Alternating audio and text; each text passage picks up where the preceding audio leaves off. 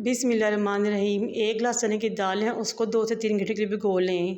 Stand करें, cooker में शामिल कर लें। 1 किलो से ज़्यादा मैंने गोश्त लिया और इसमें शामिल कर दिया। उसकी बोटियों का साइज़ बड़ा था। प्याज, लाल गोल बेर मिर्च, नमक, हल्दी और धनिया पाउडर शामिल करेंगे। 7 बड़ी इलायची, 1 दालचीनी का टुकड़ा, 3 से 4 लौंग शामिल करेंगे। 10 पानी शामिल करेंगे और करेंगे और जब विसल बजना शुरू होगी तो 20 मिनट के लिए पकाएंगे। हरी मिर्ची अदरक को फाइन चॉप करें, दाल को इसमें डालें और अच्छे तरीके से पीस लें। जब पे अदरक और हरी मिर्ची शामिल करें तो बहुत ही शानदार फ्लेवर आता है। गोश्त को भी चॉप करें और इसमें शामिल कर दें और ब्रीक कटा हुआ हरा धनिया भी शामिल करें। ठीक से मिक्स करें, हाथों को ऐसे ग्रीस करें, मज़ेदार से शामिल बाद मीडियम साइज़ के रेडी कर लें।